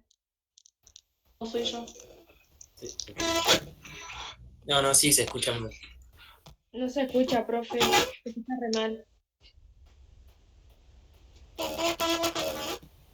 Profe, da miedo.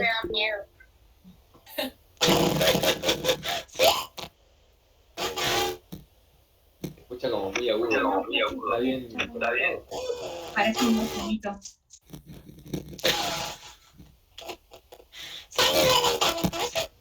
Dale.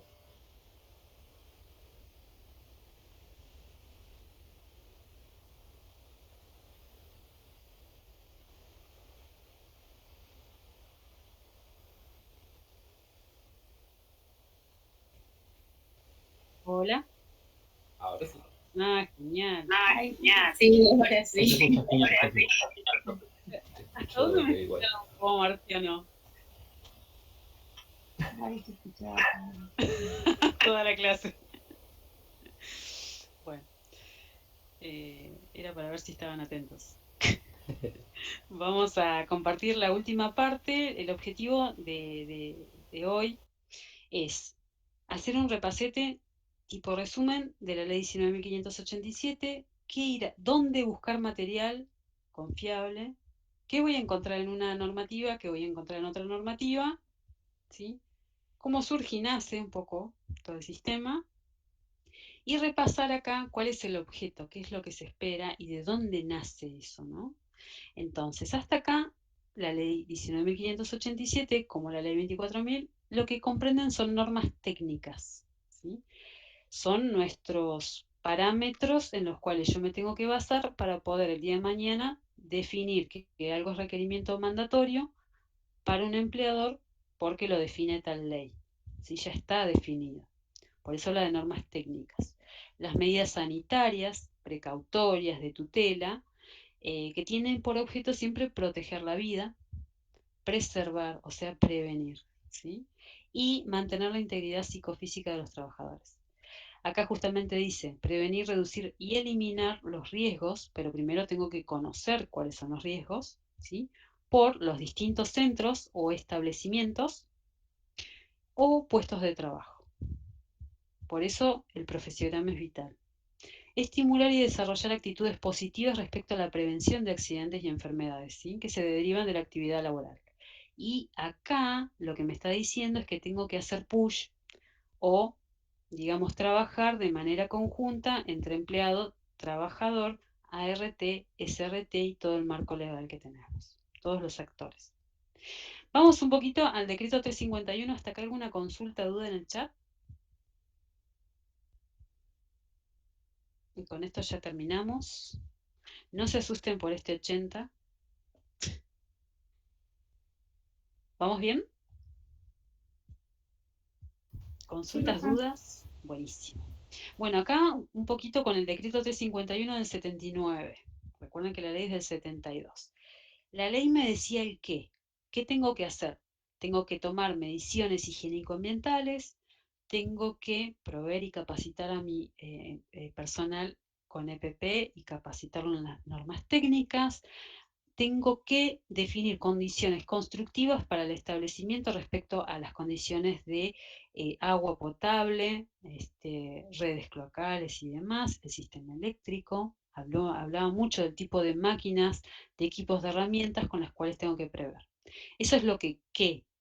Ahora el decreto 351 me va a decir el cómo lo voy a hacer. Y un poquito nacen con las características constructivas, ¿sí? Esas características constructivas se van a dar según el tipo de establecimiento, y esto es importante, el objeto o el fin de ese establecimiento. ¿Cuáles son el funcionamiento de las distribuciones que va a tener? Por ejemplo, sector de comedor, sector de higiene, sector de acopio de materiales, las características de los locales de trabajo para con qué objeto, siempre prevenir las condiciones de higiene y seguridad en las cuales voy a trabajar. ¿Sí? Entonces, acá un poquito empieza a hablar de las características específicas, ¿no? Que un baño tiene que tener migitorios, tiene que tener piletas y duchas dotadas de agua fría, de agua caliente, ¿sí? O sea, cómo voy a responder a esas necesidades o características constructivas que me pedía la ley. ¿Se acuerdan? En la primera parte. La idea no es leer todo esto, yo se los voy a dejar a modo resumete, vamos a tener un práctico específico en los cuales les voy a pedir ya que ingresen en detalle con algunos puntos o hacer zoom, ¿sí? Y habla de, por ejemplo, estos establecimientos, se habla de si son condiciones provisorias como un obrador, llámese una obra en construcción, que va a ser de manera transitoria, en qué condiciones se va a hacer de manera transitoria, cuál es el límite de operarios que a mí me van a permitir definir o no la necesidad de un vestidor, por ejemplo. Un vestidor, si yo tengo más de 10 obreros, es decir, si tengo 10, no lo requiero. Si tengo más de 10, o sea, 11 obreros, voy a necesitar un vestuario. ¿Dónde se tiene que ubicar? Integrados funcionalmente, junto a los servicios sanitarios, tiene que estar equipados con armarios individuales. Todos esos puntos me van a permitir definir un checklist de vestuarios en los cuales legalmente me obligan a tener que a partir de esta variable se activa la necesidad y obligatoriedad por el empleador para este tipo de requerimiento. ¿Sí? Y cuáles son las condiciones en las cuales se tienen que equipar esos vestidores, por ejemplo, esos vestuarios. Por ejemplo, cuando existe un local de cocina o comedor, en el caso de que el personal no se retire del trabajo para comer, se tienen que tener en cuenta todos estos puntos. Por eso es importante la exposición o jornada laboral que tenga o afectación de horas de trabajo reales y efectivas de nuestro personal. ¿Sí? Acá un poco de carga térmica, habla de la temperatura, por eso decía al principio, si van a trabajar intemperie o no, si van a trabajar en zona de viento o no, si van a trabajar, bueno, cuál es la ventilación, si tiene que ser una ventilación, si trabajan en un laboratorio con, por ejemplo, sustancias cancerígenas, qué tipo de ventilación o extracción mecánica se requieren para operar ciertos tipos de puestos de trabajo, el tipo de iluminación que se requiere para los distintos puestos, ¿sí? Y estar ubicados lo más aislados posibles de los sectores productivos, por ejemplo, ¿pero qué? Los locales de oficina y comedor, ¿sí? Entonces se van dando especificaciones. Y acá, haciendo un poquito de zoom y entrando, hay muchos servicios de, por ejemplo, el tema de provisión de agua potable es una obligatoriedad que tiene que contar, o sea, disponer o acondicionar un establecimiento, ¿sí? Para siempre que sea de uso o consumo humano. Y la idea justamente es eliminar este agente de riesgo. Uno de los agentes de riesgo tiene que ver con, puede ser virus, bacterias, en algunos casos contaminantes químicos, ¿sí? Entonces es importante definir el nivel de la calidad de agua de consumo, que está justamente, está la norma de calidad de agua de consumo humano, que lo define el Código Alimentario Argentino, define los límites de calidad para que ese operador pueda consumir agua en un establecimiento definido. Entonces, a tal motivo, y como la ley tiene por objeto la prevención, se tienen que hacer análisis de agua de consumo, ¿sí? Análisis de agua de consumo dentro de las plantas en sitios habilitados, ¿sí? Y a su vez esos análisis tienen que ser de físico-químicos y bacteriológicos. La ley define claramente que los análisis físico-químicos se tienen que hacer de manera anual y los bacteriológicos 2 veces por año. Lo que se determina acá en el examen bacteriológico es, por ejemplo, el contenido de Escherichia coli, las unidades formadoras, ¿sí? De colonias. Otro de los puntos acá físico-químicos tiene que ver con la salinidad, si contiene, por ejemplo, plomo, qué tipos de contaminantes, ¿sí? Entonces, pH, temperatura, los análisis físico-químicos se orientan a esas variables. ¿Se acuerdan que habíamos visto los agentes físicos, químicos y biológicos? ¿Sí? Esta es una obligatoriedad. Entonces, cuando vaya a hacer una auditoría a un establecimiento en el cual tiene como destino que esa persona trabaje de manera permanente en una planta o en un establecimiento general, tengo que, por ejemplo, en el legajo técnico del sitio del establecimiento, poder acceder a los análisis físico-químicos o bacteriológicos y tienen que ser año a año. Y en este caso 2 veces por año. El agua para consumo, por ejemplo, en muchos casos, por eso es importante los planos. Muchas veces vamos a un sitio o instalación provisoria. Escuché un ruidito, no sé si está todo bien. Debe ser del chat. ¿Escuchan bien? ¿Se ve bien la pantalla? Sí, se escucha. Fenomenal. Perfecto. Agua para consumo humano, que se entiende que es para beber, para higienizarse o preparar alimentos.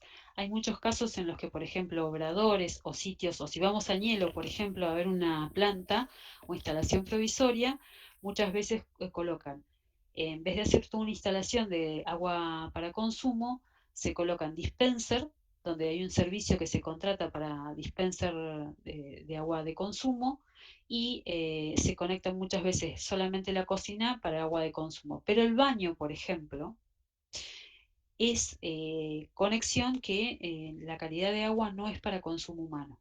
No está dentro de los parámetros definidos por el Código Alimentario Argentino.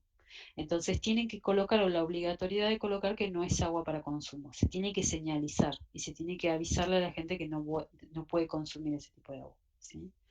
¿Por qué? Porque en muchos casos es importante esa agua para consumo porque se preparan alimentos, ¿sí? Y eso es toda una batería de seguridad alimenticia que no es objeto de la cátedra, ¿no? Acá un poquito del control de carga térmica tiene que ver con la carga térmica ambiental, ¿sí? O el calor que se generan en procesos metabólicos.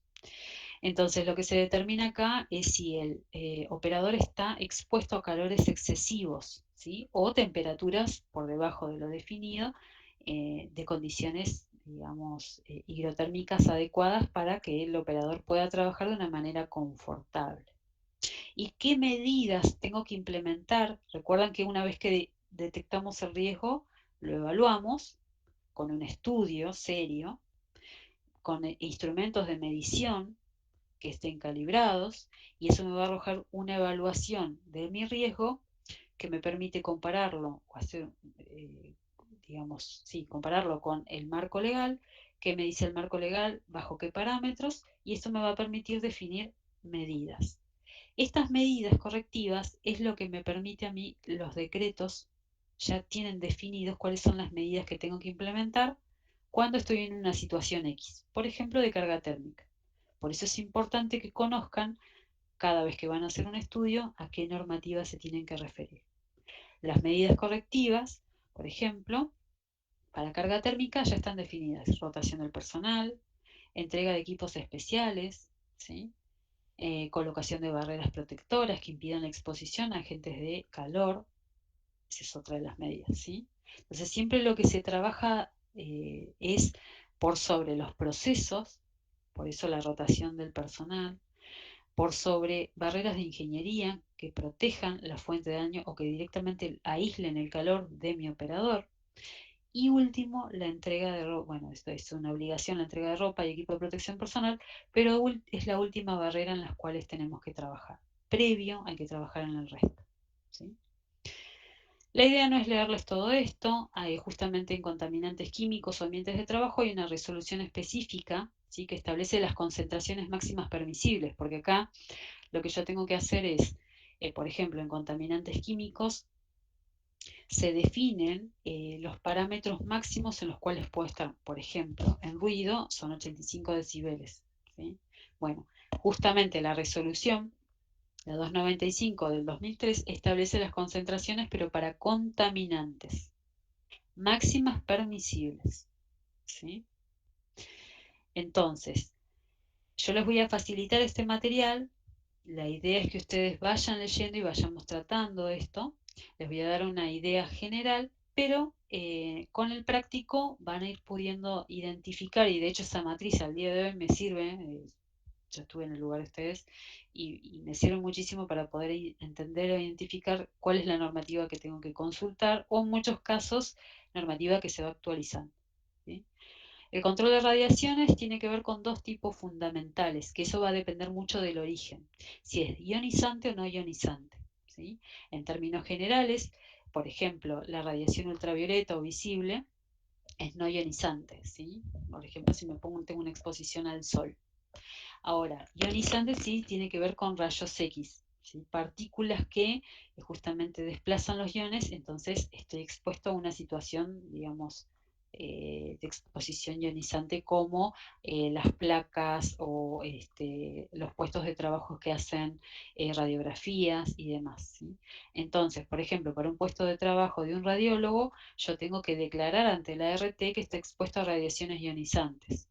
Entonces se le van a activar los exámenes periódicos en función a esa radiación o ese agente de riesgo. Profe, Sí. la soldadura de TIC también, ¿no? Correcto, muy bien, correcto. Todo lo que sea, digamos, ionización de las partículas. Entonces, en estos puntos acá les damos algunos ejemplos generales, ¿no? No ionizantes pueden ser microondas, radiofrecuencias, ultrasonidos, ¿sí? O, los ensayos no destructivos o gamagrafiado, por ejemplo, entran como no ionizantes. Entonces tengo que saber identificar bien cuáles son los riesgos para activar este sistema.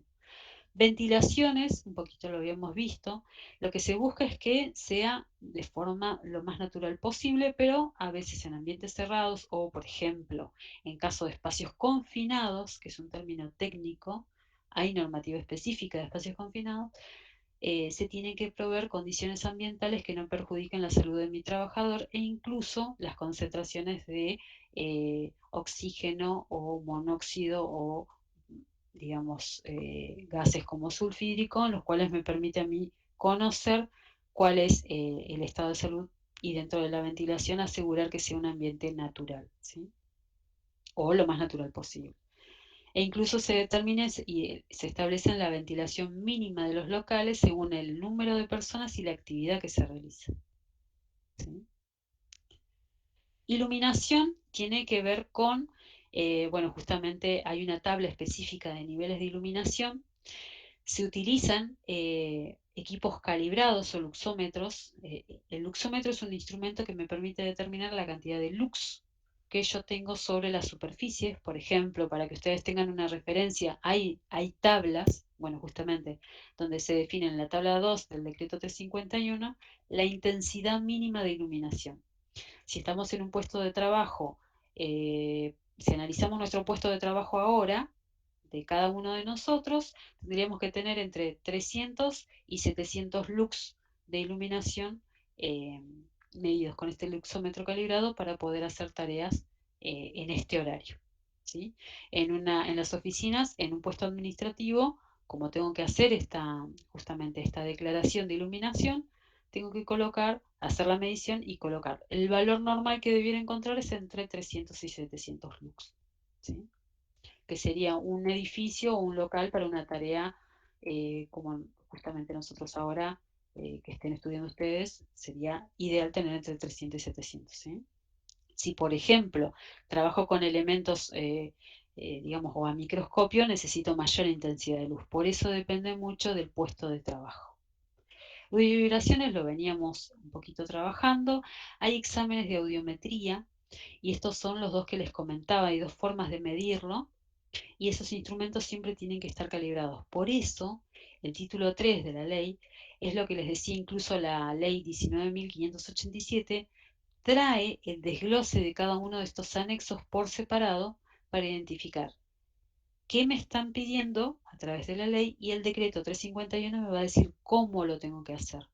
Y en ese cómo me va a también traer las medidas preventivas o de control.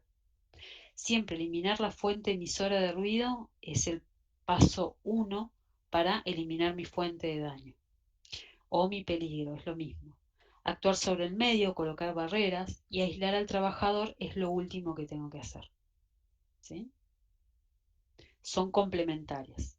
Después hay una sección exclusiva de señalización y los colores de señalizaciones. Acá esto es importante porque habla, por ejemplo, el día de mañana, cuando ustedes vayan a un sitio a auditar o una instalación o habilitar incluso, hacer todo el estudio de carga de fuego o definir el sistema contra incendios, lo primero que se van a encontrar o solicitar seguramente van a ser los planos o instalaciones del lugar.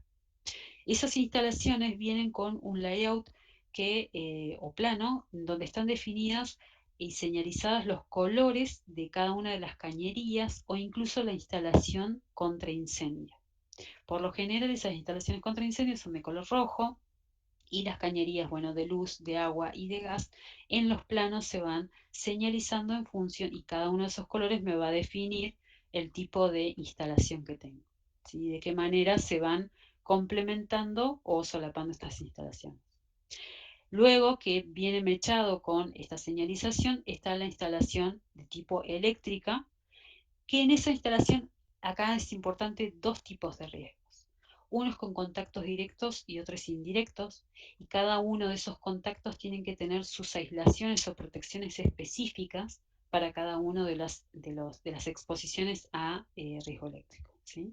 Acá les dice, por ejemplo, hay una normativa específica, que es la 886, que habla de las mediciones de puesta a tierra y continuidad de masas para instalaciones, ¿sí? Y que ahora hay una normativa específica, hay un método estandarizado, vamos a ver más adelante una guía específica en las cuales se miden cuál está el método y de qué manera tengo que definir estos parámetros. Ya están definidos los parámetros máximos permisibles y cuáles son, digamos, las corrientes o tensiones de seguridad mínima y de incluso distancias, ¿sí? Máquinas y herramientas, justamente habla la ley específicamente de esto y hablan de distintas partes. Lo que es importante acá en máquinas y herramientas son las partes de esas máquinas y herramientas que generan riesgos mecánicos, ¿sí? Mecánicos en algunos casos y eléctricos también. Va a depender del tipo de herramienta, ¿sí? Las protecciones, por ejemplo, para amoladoras. Les digo amoladoras porque dentro de las máquinas y herramientas son las que mayor accidente generan y qué partes son importantes poder, digamos, atender dentro de una máquina y herramienta que me generan fuentes de daño, ¿sí? Aparatos para izar tenemos distintos tipos. Autoelevadores, que salió la ley específica de autoelevadores, puente grúa, ascensores y montacargas, y hay requisitos específicos de cargas máximas y accionamientos manuales o a distancia para poder atender en caso de una emergencia, ¿sí? Algo importante en todo lo que son aparatos de izar, que no es objeto de la ley, pero sí dice que tenemos que hacer los controles periódicos, tiene que ver con que muchos de estos aparatos, por ejemplo, ascensores, montacargas, puente grúa, se certifican equipos de izar específicos o elementos de izaje que me garantizan que ese equipo va a poder responder a cierta capacidad de carga. Esa capacidad de carga, lo más importante en aparatos para izar, es que esté identificada en ese autoelevador, en ese puente grúa, ascensores y montacargas, la capacidad máxima admisible que puede soportar, ¿sí? Entonces son especificaciones técnicas que a medida que va pasando un periodo se tienen que controlar. Y hay entes específicos y certificados para todo esto. Bien, y vamos a llegar a esta protección contra incendio. Los aparatos sometidos a presión, esto es vital. Muchos accidentes ocurren justamente por esto. Tienen que ver con 3 pruebas. Los equipos sometidos a presión justamente hablan de la presión interna, ¿sí? Que sea superior a la presión atmosférica. Sometido a presión significa justamente a eso, un termo, por ejemplo, ¿sí? Una gaseosa donde la presión interna es mayor que la externa. Siempre es esa variabilidad o ese gap, diferencia de presión, que a mí me permite determinar si un aparato, en este caso son aparatos industriales, no una gaseosa, ¿no? Pero para que más o menos se entienda, la diferencia de presión es lo que a mí, ese es el riesgo de explosión o de proyección que tengo y que tengo que cuidar a mi trabajador. Una de las pruebas que a mí me permite determinar si ese grosor de ese, justamente, imaginemos la gaseosa, ¿no? Si el grosor de ese recipiente que contiene una presión y un gap, una presión interna donde las partículas chocan con esa superficie del recipiente, que vendría a ser mi gaseosa, ese recipiente soporta esa presión interna o pueden haber fugas. Lo que se hace a través de una prueba hidráulica justamente es llenar de agua, o aumentar la presión interna, que a través de un manómetro se determina la presión, como en el caso de los extintores, ¿sí? Tienen un manómetro chiquito, tienen una presión interna, y para poder probar ese manómetro, lo que se hacen son pruebas hidráulicas que tienen que tener cierta frecuencia y determinar si tiene fisuras, pérdidas o hay falla de funcionamiento del sistema de válvulas, que serían puntos críticos de control, ¿sí? Profe, eso es muy común en los tanques API, ¿no? Sí, tal cual. Muy bien. De los yacimientos. De los yacimientos. incluso de las estaciones de servicio. Hay que hacer las pruebas hidráulicas también. La medición de espesores también es una técnica por ultrasonido, ¿sí? Por eso les decía ensayos no destructivos, por ejemplo, son los ensayos denominados especiales, donde justamente se hace gamagrafiado o se determinan las pérdidas o fallas o fisuras pueden ser de cualquier recipiente sometido a presión. Un recipiente, por definición, un recipiente sometido a presión es todo aquel que tiene un fluido, no sé si vieron física, un fluido puede ser un líquido o un gas, ¿sí? Que tiene una presión interna mayor a la presión atmosférica. Eso es un aparato sometido a presión. El capítulo protección contra incendio lo vamos a ver más adelante, ¿sí? Es bastante extenso y eso nos permite determinar. Yo igual esto se los voy a cargar en Petco para que ustedes lo vayan viendo, ¿sí?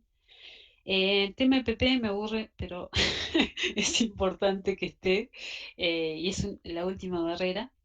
Dice la ley específicamente que el Servicio de Seguridad y Higiene debe determinar la necesidad de uso de EPP, por eso nosotros para poder, las condiciones de utilización y vida útil son importantes porque hay que sacar mitos respecto a que los cascos tienen vencimiento o hay ciertos EPP que tienen vencimientos o no. Entonces, bueno, lo importante acá es que qué función o rol activo vamos a tomar como seguridad y higiene, asesorar a partir de un estudio o profesiograma qué tipo de elementos de protección personal son necesarios para esa persona y brindarle las capacitaciones para que esa persona conozca los riesgos a los cuales está expuesto y la importancia de usar ese EPP. ¿Sí? Hasta ahí. Después hay toda una industria que es muy buena donde surgen empresas que diseñan y ahora hay un desarrollo desde la parte de ingeniería o de diseño de los EPP que supera ampliamente el aseguramiento de que el equipo funciona por más de que la persona no los haya usado correctamente. Y por último, bueno, las capacitaciones, ¿no? Es un requerimiento obligatorio. Y las capacitaciones es obligatorio por el empleador y por el trabajador tomar estas capacitaciones. Tienen que ser a distintos niveles, no solamente se trabaja a nivel operario o intermedio, se trabaja a nivel superior. Y yo creería que cada vez hay que trabajar más sobre este nivel porque es importante que se conozcan la importancia de justamente prevenir y mitigar los riesgos, ¿sí? Desde la parte presupuestaria. Hasta acá vamos a dejar. No sé si hay consultas, dudas en el chat. No, esas eran otro tipo de preguntas las que habían hecho. Buenísimo. El crono de actividades. Yo les prometí un crono de actividades. Lo tenemos.